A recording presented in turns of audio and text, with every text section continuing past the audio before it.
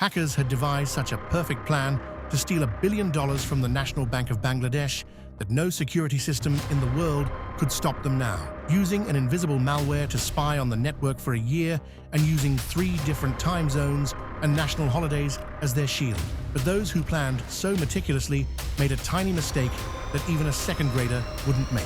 Just one spelling mistake washed away their dreams of billions of dollars.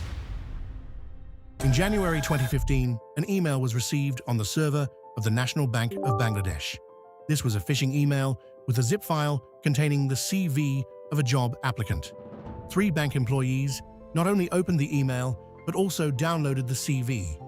Little did they know that this action would cause the biggest robbery in the history of Bangladesh. What happened was that the virus inside the zip file opened a backdoor in one of the 3 computers. The hackers who sent this email had hit their target perfectly, and they activated a malware on the infected computer. This wasn't an ordinary computer virus, as it had a total of 3 parts. The first part created a loophole in the bank's private network, essentially opening a backdoor. The second part ensured that whatever information went through this backdoor remained undetected, creating an encrypted channel. And the third part was the most dangerous. This virus constantly scanned the bank's network and started recording all activities. Who was doing what, how money was transferred, which PCs were open on holidays, and so on. Over the next year, the hackers learned so much about the Bangladesh National Bank's network without being noticed that perhaps even the employees there didn't know. During this year, they also discovered that the National Bank of Bangladesh's foreign currency reserve account was located in the Federal Reserve System in New York. The Federal Reserve System is America's central bank, also known as the Fed for short. Almost all the countries in the world keep their foreign currency reserves, meaning dollars, in America's Federal Reserve System. It is essentially a bank for banks. For example, if a country wants to import oil, it sends money from its account in the New York Fed to another country's Fed account. The hackers knew that billions of dollars belonging to Bangladesh were sitting in the FED. But to transfer money from here, banks worldwide use a specific system called SWIFT. This is the world's largest international bank transfer system. You can think of it as a kind of WhatsApp, but it's exclusively for the national banks of countries. Through this, billions and trillions of dollars are sent from one country to another every single day. Now, the hackers knew that if they wanted to steal $1 billion from Bangladesh at the New York FED, they needed access to this SWIFT software. After breaching the Bangladesh Bank network, the hackers' next mission was to find the specific computer used to run the SWIFT software. This would allow them to control that computer and withdraw money from the New York account. But the hackers had only hacked the Bangladesh Bank network and not the New York FED or the SWIFT system itself. SWIFT is a highly secured system because it handles the world's most sensitive payments. However, like any computer system, it had a weakness, and that was human error. The hackers eventually found the computer in the Bangladesh Bank network from where SWIFT transfers were authorized. Instead of directly hacking the SWIFT system, they started monitoring those computers. For months, the hackers monitored how the bank employees logged into the system, how they typed orders, and how they verified them. The hackers had now learned how to impersonate the bank employees perfectly, but just running the system wasn't enough. The real task was covering their tracks and avoiding getting caught after the heist. To do this, they gained access to the bank's old transfer records and studied them thoroughly. They observed what the bank's large transactions typically looked like, when those transfers were made, who they were sent to, and what details were included with them. They understood all these minor details so that when they pulled off the world's biggest heist, the system would just think it was a normal everyday transfer. Now they had control of the computer, as well as a solid plan. But here, they showed another level of brilliance. They realized that if they tried to transfer the entire $1 billion all at once, it might trigger some alarm bells, because for such a massive amount, extra authorization might be required. Therefore, the hackers decided to divide this massive theft into smaller installments. About a year before the theft in May 2015, 5 accounts were opened at the RCBC Bank in Manila, the capital of the Philippines. Only $500 were deposited into each account, and then these accounts sat dormant for a whole year. The exact number is unknown, but 5 accounts were opened in the Philippines and 1 in Sri Lanka, all under fake names. By February 2016, the hackers had everything set. they had access to everything needed to execute this crime. On February 4th, 2016, a Thursday night, when the bank employees had gone home, the hackers entered the Bangladesh Bank network for the final time. They accessed the Bangladesh Bank's account at the New York Federal Reserve Bank and sent a total of 36 transfer requests, one after another. The total amount for these 36 transactions was $951 million, which is just a little short of $1 billion. If there was a true masterstroke in this entire plan, it was the timing of the heist. The hackers not only took advantage of a long weekend, but they also created a brilliant plan under the cover of 3 different time zones. Bangladesh, where the theft was originating, New York, where the actual money was held, and the Philippines, where the money was going. The time in all 3 places was different, and the hackers took full advantage of this time gap. When Thursday night arrived in Bangladesh, their weekend began, because Friday is a holiday there. The banks closed, and there was no one present to monitor any suspicious activity.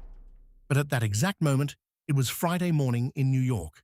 So while Bangladesh was sleeping, the New York Fed employees were coming into work, and processing these transfers was completely normal for them.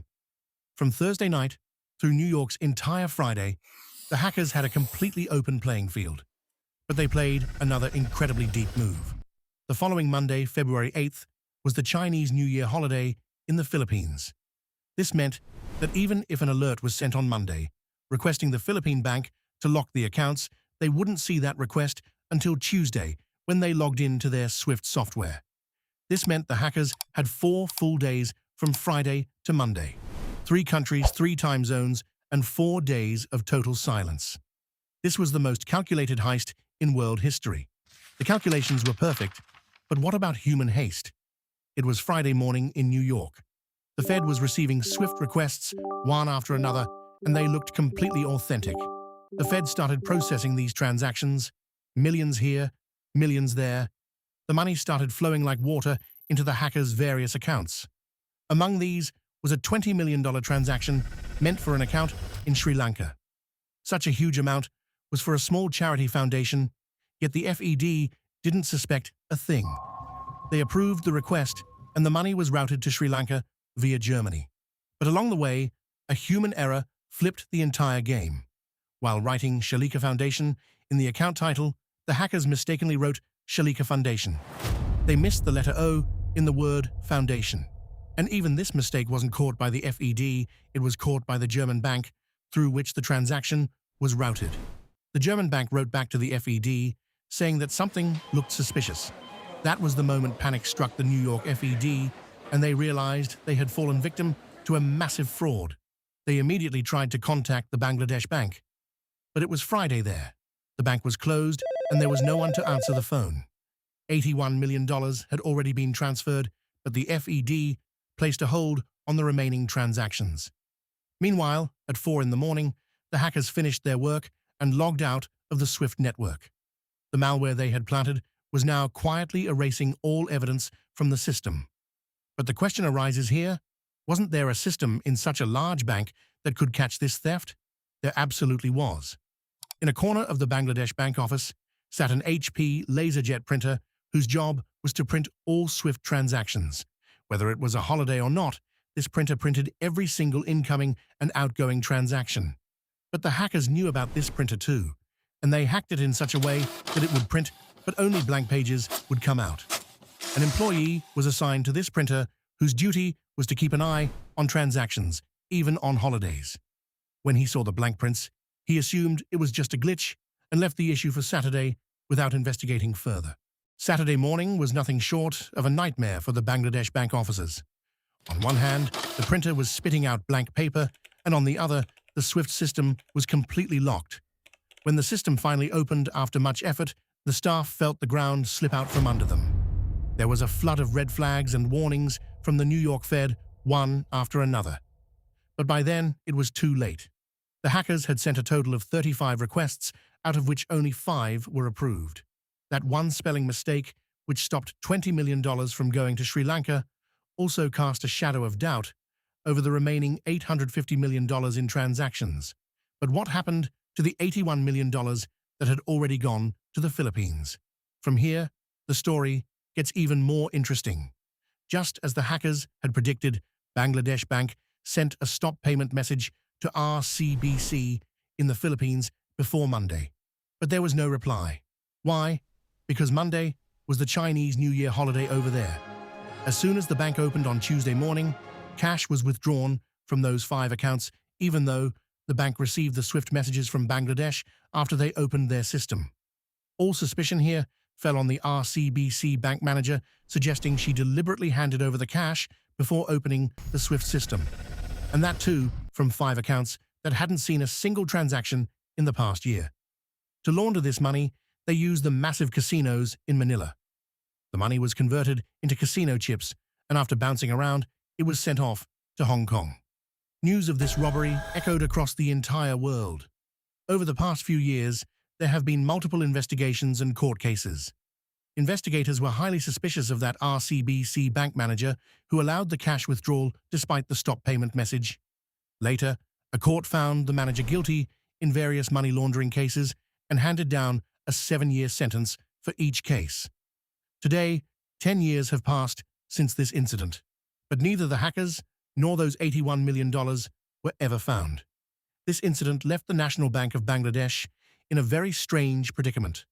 On one hand, they were grieving the loss of $81 million, but on the other hand, they were relieved that a simple spelling mistake saved $850 million. We hope you will heavily like and share this Stockit AI video as well. Thank you so much for your loving comments. See you in the next amazing video.